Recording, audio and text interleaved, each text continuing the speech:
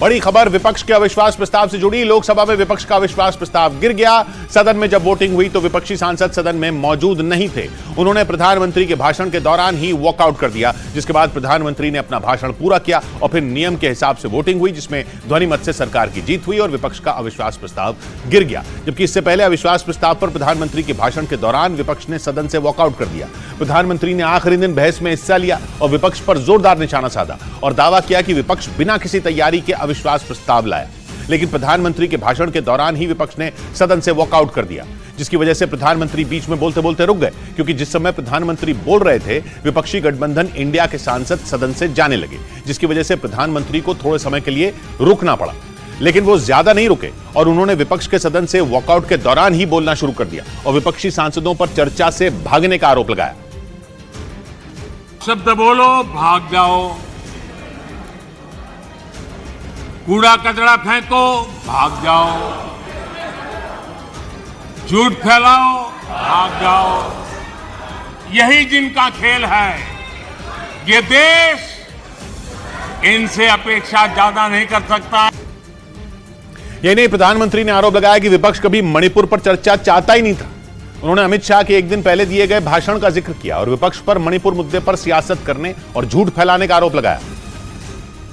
तो अकेले मणिपुर विषय पर विस्तार से चर्चा हो सकती थी, हर पहलू पर चर्चा हो सकती थी और उनको भी बहुत कुछ कहने का मौका मिल सकता था, लेकिन उनको चर्चा में रस नहीं था। और कल अमित भाई ने विस्तार से इस विषय की चीजें जब रखी तो देश को भी आश्चर्य हुआ है कि ये लोग इतना झूठ फैला सकते हैं, ऐसे ऐसे पाप करके गए हैं लोग। वहीं प्रधानमंत्री ने मणिपुर के मुद्दे पर अपनी सरकार की मंशा साफ करते हुए यह कहा कि उनकी सरकार चर्चा के लिए हमेशा तैयार थी। उन्होंने पिछले कुछ दिनों में सरकार की ओर से की गई चर्चा की कोशिशों का जिक्र करते हुए विपक्ष को आड़े हाथ लिया। हमने कहा था अकेले मणिपुर के लिए आओ, चर्चा करो। गृह मंत्री जी ने चिट्ठी लिख करके कहा था, उनके विभाग से जुड़ा विषय था, लेकिन साहस नहीं था, इरादा नहीं था और पेट में पाप था, दर्द पेट में हो रहा था और फोड़ रहे थे सर। इसका यह परिणाम था।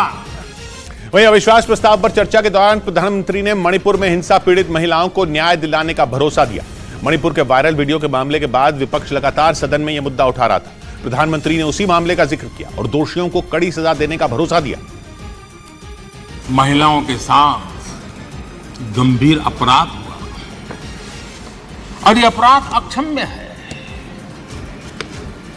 और दोषियों को कड़ी से कड़ी सजा दिलवाने के लिए केंद्र सरकार, राज्य सरकार मिलकर के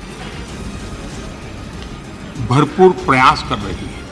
वहीं प्रधानमंत्री ने मणिपुर के मुद्दे पर बोलते हुए वहां के लोगों को भरोसा दिया कि मणिपुर की समस्याओं का हल जल्द से जल्द निकाला जाएगा, क्योंकि उनकी सरकार वहां हिंसा रोकने के लिए जी तोड़ मेहनत कर रही है। मैं देश के सभी नागरिकों को आश्वस्त करना चाहता हूं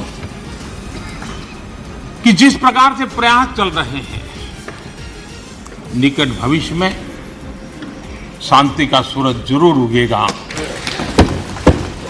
मणिपुर फिर एक बार नए आत्मविश्वास के साथ आगे बढ़ेगा। इस दौरान प्रधानमंत्री ने केवल मणिपुर ही नहीं बल्कि पूर्वोत्तर के दूसरे राज्यों का भी जिक्र किया और कांग्रेस पर आरोप लगाया कि उसने कभी नॉर्थ ईस्ट पर ध्यान ही नहीं दिया, क्योंकि वहां सीटें कम हैं। नॉर्थ ईस्ट में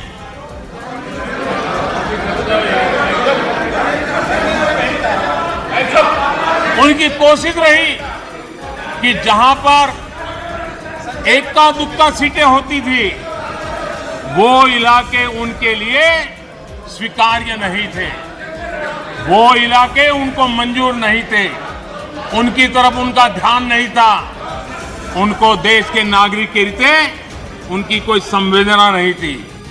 वहीं प्रधानमंत्री मोदी ने राहुल गांधी के एक दिन पहले दिए उस बयान की भी आलोचना की जिसमें उन्होंने मणिपुर में हुई हिंसा पर केंद्र सरकार को घेरते हुए टिप्पणी की थी। पता नहीं क्यों कुछ लोगों को भारत मां की मृत्यु की कामना करते नजर आ रहे हैं। इससे बड़ा दुर्भाग्य क्या? ये वो लोग हैं जो कभी लोकतंत्र की हत्या की बात करते हैं, कभी संविधान की हत्या की बात करते हैं। दरअसल जो इनके मन में है वही उनके कृतित्व में सामने आ जाता है। वहीं अपने भाषण में प्रधानमंत्री विपक्षी गठबंधन इंडिया का जिक्र करना नहीं भूले। उन्होंने यूपीए को खत्म करने के फैसले पर तंज कसा, क्योंकि बेंगलुरु में हुई बैठक में ही विपक्ष के नए गठबंधन का नाम पड़ा, जिसमें कांग्रेस समेत कई ऐसी पार्टियां शामिल हैं जो पहले एक दूसरे की विरोधी हुआ करती थी। एक और यूपीए का क्रियाकर्म कर रहे थे और दूसरी ओर जश्न भी मना रहे थे।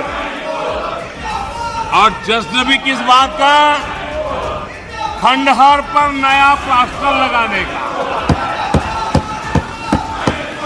आप जश्न मना रहे थे खंडहर पर नया प्लास्टर लगाने का।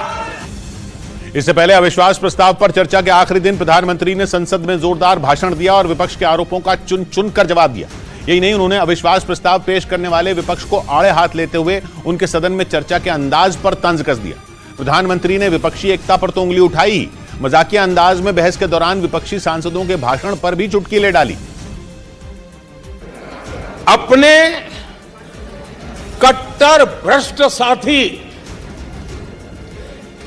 उनकी शर्त पर मजबूर होकर के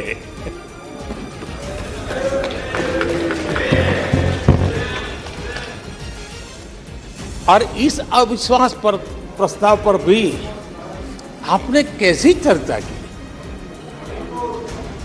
और तो मैं तो देख रहा हूं सोशल मीडिया में आपके दरबारी भी बहुत दुखी है।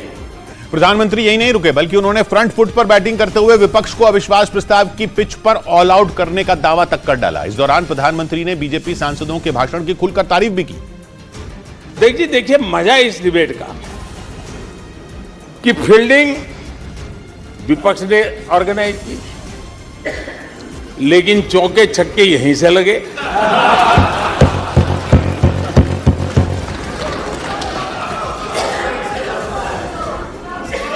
और विपक्ष नो कॉन्फिडेंस मोशन पे नो बॉल पर ही करता आगे चलता जा रहा है।